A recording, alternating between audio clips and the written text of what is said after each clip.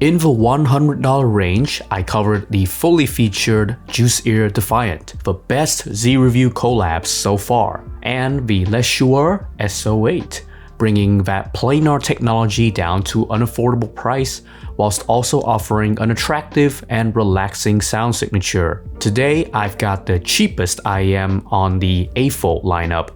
Yes, I am trying very hard to not say the other word that you associate when you hear this brand's name. It's called the AFUL Explorer. Coming in at about a Benjamin, it's allowing you to get a taste of what the higher-end performer models have to offer. So let's explore, pun intended, these IEMs in more detail. But before that, if you like the show, help the channel grow with a like and a sub. I'm really aiming for 5,000 subs by the end of summer, and I would really appreciate your help. You have a standard size package, no picture of the IEMs, but there is a nice clean galaxy print. Slide out the sleeve to the textured inner box, opening up to reveal the Explorer in thick foam inserts, and the custom carrying case down below. Said case has a matte feel. It's a lighter blue which pairs quite well with the IEM. I like that it looks different from the usual kind of OEM case that often gets thrown in, makes it feel more bespoke. AFUL gave you a lot of ear tips too, with the blue cord ones having the highest firmness, the smoky tips, they're not too soft, not too hard, and the clear tips, they are the softest of a bunch. And of course, who could forget the instruction manual and QC badge? Look, I gotta talk about this cable. AFUL, they aren't really known for including the best looking cables, but this one is kind of disappointing. It's not quite silverish, it's more of a brownish ivory, and it just kind of looks like an old worn out cable filled with sweat or something. The cable itself feels fine, the chin slider stays put, but it doesn't really fit the look of the Explorer, right? So I bought this blue cable to hopefully match the Explorer's galaxy paint better. I've also seen peeps use the Truth-Ear Nova's cable and the one from the BEQYZ Frost. Oh my god, what a handful of a name. But yeah, it fits quite well. Speaking of, the Explorer itself is a beautiful IEM. Even compared to like the higher end performer models, the Explorer is easily my favorite in terms of looks. It really reminds me of my old Moondrop Starfield, and they really did well to emulate the galaxy theme on the faceplate. One interesting to note is the nozzle, it actually has like no mesh at all. So you can see the portholes for the drivers inside. I think that all AFUL IEMs are actually built like this. So far, I haven't had any issues like volume imbalance or whatever. So we'll see if this system stands the test of time. Compared to the Defiant from before, the Explorer has a slightly smaller shell, and it goes with a standard 1 dynamic 2 balanced armature setup. As for the source, well, the Explorer, it's pretty forgiving. It achieves like good volume with most dongles and even on the 3.5mm connection. Ear tip wise, the Explorer is slightly tip dependent. Maybe not so much as the Juzear Defiant in real listening, but you will see some interesting results in the graphs when you use the smoky tips that are included compared to the other ear tips. Expect the smoky tips to have a more crisp treble energy, but it's not too noticeable, I'd say. In my time of the Explorer, I usually kind of rotate between those smoky tips and the AET-07 Akustune ear tips. The AFUL Explorer, it follows the footsteps of my current favorite IEMs, the Defiant and the SO8, with that sort of lower peanut gain tuning blueprint. But there are some places where it defies the graphs actually and has a very different presentation in real listening. Let's start off with the bass. Despite looking fairly standard on the graphs, I would say that the Explorer, it's actually kind of bass-light. Its thump presence is there, but the decay of the bass is very quick. It moves on to the next beat rather than kind of lingering around, you know? The deep bass lines in Tyler the Creator's Like Him, It shows that this driver, it actually can still kick quite hard and quite precisely to match the sort of the sudden bass rises in the track. But it doesn't quite have the impact element that I want. It's a little splotchy. There are some rare occasions where I kind of prefer this more kind of sprightly bass range, like in hard bass, especially in I'll Be Fine by Azurus. Absolutely goated artist from Thailand. Like, go check him out if you haven't yet. I don't know why he hasn't gotten like 1 million views just yet, you know? But yeah, I think the low-end execution on the Explorer is alright, but it could be better. Now the mid-range on the Explorer, it's slightly warmed up. These lower mids define the general tonality of the IEM, giving you a restrained signature that plays nicely with many genres. The upper mids, they have that low peanut gain feel to it, right?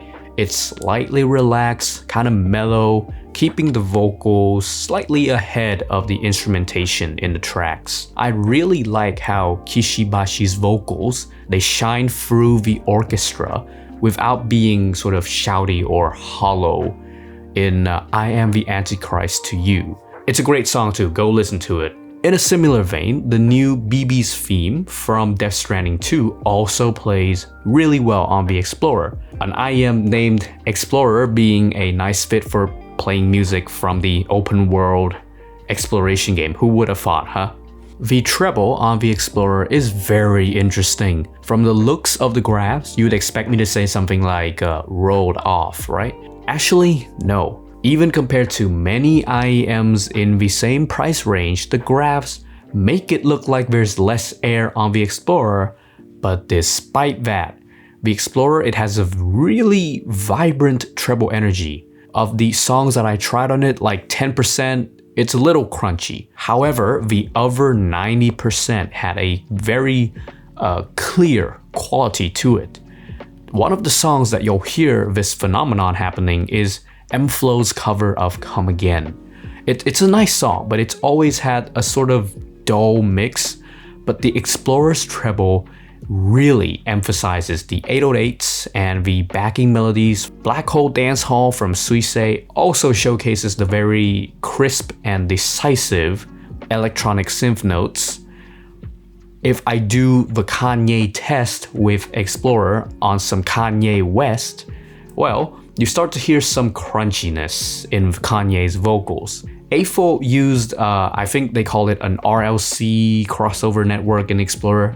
They say that it gives the balanced armature similar performance to the EST treble drivers.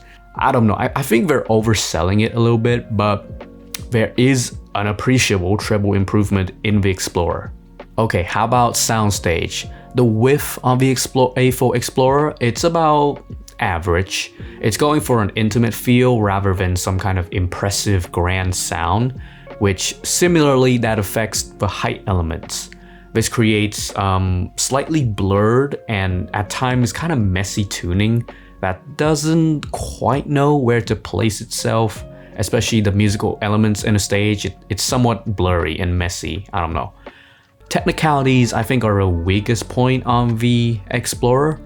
It trades technical ability for a more cohesive sound, although I feel too much is being sacrificed in terms of resolution.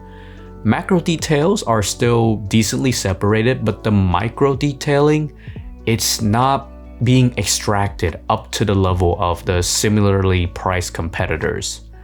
The Explorer, it just doesn't quite achieve the cleanness that I've come to expect from the price tier, despite it having the clarity boost from its treble RLC crossover tech.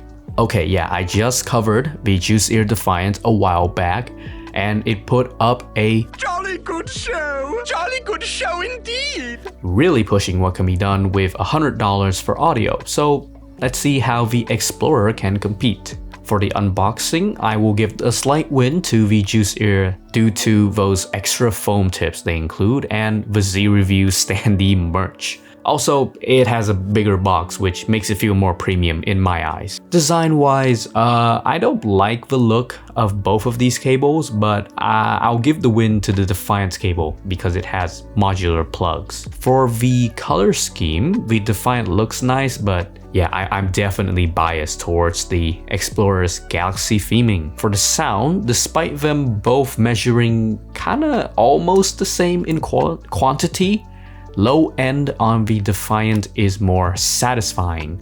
It has that encompassing feeling, but bass texture is a bit softer, the decay is a bit more prolonged than the Explorer. The Explorer, it has a more kind of localized, solid bass presentation. Mid-range on the Defiant is a bit more neutral leaning, whilst the Explorer, I'd say it has a bit of an extra hint of warmth thrown in. Just the Juzear IEM, it usually places the electronic synths before the vocals, whilst the reverse is true for the Explorer. Okay, how about comparing to the higher-end siblings, the Performers 5 and 7? Build-wise, all the AFUL IEMs, they have high-quality resin shells, but I think for the aesthetics, the Explorer, to me, still easily looks the best out of the whole AFUL lineup. Maybe just borrowing the Magic Wand and the Cantor, I think those might be able to be equal to the Explorer. I'm definitely biased towards the Galaxy paint scheme if you haven't noticed. Now, there is slightly better separation on the Performer 5. There's not much difference with detail extraction though. Separation is better, detail extraction, about the same. Similar macro and micro detail performance. The treble on the Explorer, I think it's kind of more refined actually. The P5, it just has a bit of raspiness to it. Now for the Performer 7, you do get a clearer difference with the Explorer. Micro details are brought up to the foreground of the sound more. Treble is not raspy, but I don't know, it just can get a bit too intense sometimes on the Performer 7. Both the Performers 5 and 7, they all have just a bit more intense upper mids, and treble in Explorer slightly more V-shape, I'd say. The Explorer has a more rounded off, the more mellow tuning. All of these IEMs, they share roughly the same DNA, but they achieve different flavors upon the same sound. It's like getting vanilla ice cream, but you get slightly different toppings on it. I think the AFUL Explorer is a charming gateway into the brand's signature sound.